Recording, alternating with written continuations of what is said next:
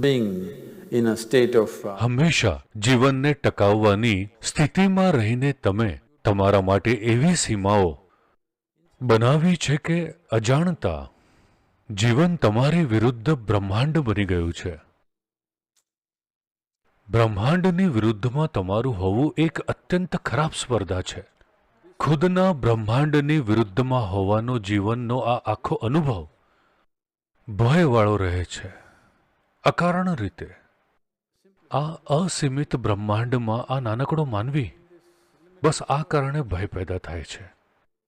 યોગનો અર્થ છે કે સભાનપણે તમારા વ્યક્તિત્વની સીમાઓને તમે નાબૂદ કરી દીધી છે, so that જેથી તમે બ્રહ્માંડની વિરુદ્ધમાં નથી, તમે તમારી જાતને બ્રહ્માંડ સાથે જોડી દીધી છે.